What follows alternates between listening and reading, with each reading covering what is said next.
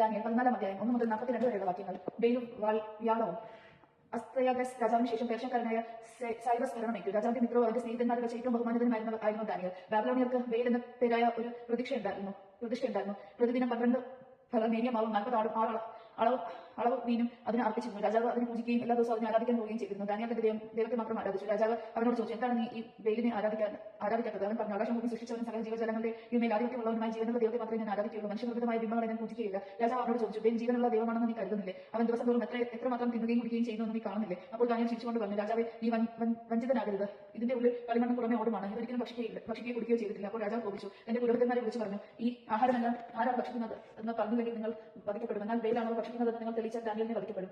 കാരണം അവൻ ബെയിലിനെതിരെ ദൂഷണം പറഞ്ഞിരിക്കുന്നു. ദാനിയേൽ രാജാവോട് പറഞ്ഞു, നീ പറഞ്ഞതുപോലെ സംഭവിക്കട്ടെ. ബെയിലിന്റെ പുരോഹിതന്മാരുമായി 70 പേരുണ്ടായിരുന്നു. കൂടാതെ അവരുടെ ഭാര്യമാരും കുട്ടികളും. രാജാവ് ദാനിയേലിനെയും കൂട്ടി ബെയിലിന്റെ ആലയത്തിലെത്തി. ഇതാ, ഞങ്ങൾ പുറത്തു പോകുന്നു. രാജാവേ, നീ തന്നെ ഭക്ഷണവും മീനും ഒരുക്കി വെച്ച് വാതിലടച്ച് നിന്റെ മോതിരം കൊണ്ട് മുദ്ര വയ്ക്കുക. നീ പ്രഭാതത്തിൽ മടങ്ങി വരുമ്പോൾ ബെയിൽ ഇത് മുഴുവൻ ഭക്ഷിച്ചില്ലെങ്കിൽ ഞങ്ങളെ കൊന്നു കളയുക. അല്ലെങ്കിൽ ഞങ്ങളെ പറ്റി വ്യാജം പറയുന്ന ദാനിയേൽ മരിക്കണം.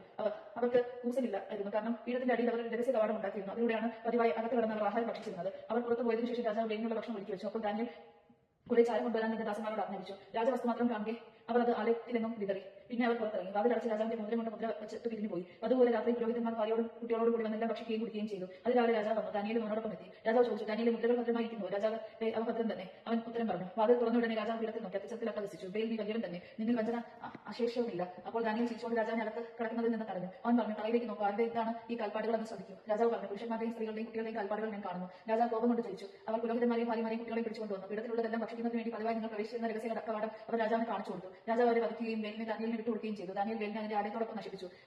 ബാബിലോണിയർ ആദരിച്ചു പോകുന്ന ഒരു വ്യാളം ഉണ്ടായിരുന്നു. രാജാവ് ദാനിയേലിനോട് പറഞ്ഞു, ഇത് ജീവനുള്ള ദേവനാണ് എന്നത് നിനക്ക് നിഷേധിക്കാനാവില്ല. അതിനാൽ അതിനെ ആരാധിക്കണം. ദാനിയേൽ പറഞ്ഞു, ഞാൻ എന്റെ ദൈവമായ കർത്താവിനെ ആരാധിക്കും. കാരണം അവിടെ നിന്നാണ് ജീവിക്കുന്ന ദൈവം. രാജാവിനെ അനുവദിച്ചാൽ വാളോ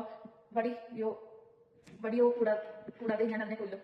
രാജാവ് പറഞ്ഞു, ഞാൻ അനുവദിച്ചിരിക്കുന്നു. അപ്പോൾ ദാനിയേൽ കീഴും കൊഴുപ്പും രോമവും തിളപ്പിച്ച് ഉരുളയാക്കി വ്യാളത്തിന് തിന്നാൻ കൊടുത്തു. അത് ആ ജീവി അത് തിന്നു. അതിന്റെ വയർ പൊട്ടി. ദാനിയേൽ പറഞ്ഞു, നീ എന്തിനെയാണ് ആരാധിച്ചുകൊണ്ടിരുന്നതെന്ന് കണ്ടാലും. ബാബിലോണിയർ ഇത് കണ്ടപ്പോൾ അത്യധികം കുപിതരായി. രാജാവിനെതിരെ ഗൂഢാലോചന നടത്തി. അവർ പരസ്പരം പറഞ്ഞു, രാജാവ് യഹൂദനായിരിക്കുകയാണ് അവൻ ബെയിലിനെ നശിപ്പിച്ചത്. വ്യാളിനെ കൊന്നു. പുരോഹിതന്മാരെ വധിച്ചു. അവർ ചെന്ന് രാജാവിനോട് പറഞ്ഞു, ദാനിയേലിനെ ഞങ്ങൾക്ക് വിട്ടുതരിക, അല്ലെങ്കിൽ ഞങ്ങൾ നിന്നെയും നിന്റെ കുടുംബാംഗങ്ങളെയും കൊല്ലും. രാജാവ് അവരുടെ നിർബന്ധത്തിന് വഴങ്ങി ദാനിയേലിനെ വിട്ടുകൊടുത്തു. അവർ ദാനിയേലിനെയും സിംഹങ്ങളുടെ കുഴിയിൽ എറിഞ്ഞു. 6 ദിവസം അവനോടെ കഴിച്ചുകൂട്ടി. 7 സിംഹങ്ങൾ ആ കുഴിയിലുണ്ടായിരുന്നു. ദിവസേന അവയ്ക്ക് 2 മനുഷ്യ ശരീരങ്ങൾ 2 ആടുകൾ കൊടുക്കാറുണ്ടായിരുന്നു. എന്നാൽ ദാനിയേലിനെ വിഴുങ്ങേണ്ടതിന് അവയ്ക്ക് ഇവയൊന്നും കൊടുത്തിരുന്നില്ല. കാലത്ത് ഹബക്കൂക്ക് പ്രവാചകൻ യൂദയിലുണ്ടായിരുന്നു. അവൻ കറിയും പൊടിച്ചപ്പവും ഒരു പാത്രത്തിലാക്കിക്കൊണ്ട് കൊയ്ത്തുകാർക്ക് കൊടുക്കാൻ വേണ്ടി വയലിലേക്ക് പോകുമായിരുന്നു. കർത്താവിന്റെ ദൂതൻ ഹബക്കൂക്കിനോട് പറഞ്ഞു, നിന്റെ കൈയുള്ള ഭക്ഷണം ബാബിലോണിലെ സിംഹക്കുഴിയിൽ കിടക്കുന്ന ദാനിയേലിനെ കൊണ്ടുപോയി കൊടുക്കുക. ഹബക്കൂക്ക് പറഞ്ഞു, പ്രഭു, ഞാൻ ഒരിക്കലും ബാബിലോൺ കണ്ടിട്ടില്ല. സിംഹക്കുഴിയെ പറ്റി എനിക്കൊന്നും അറിഞ്ഞുകൂടാ. അപ്പോൾ കർത്താവിന്റെ ദൂതൻ അവനെ മുടിയിൽ പിടിച്ച് തൂക്കിയെടുത്ത് ബാബിലോണിൽ സിംഹക്കുഴിയുടെ നേരെ മുകളിൽ വായു വേഗത്തിൽ എത്തിച്ചു.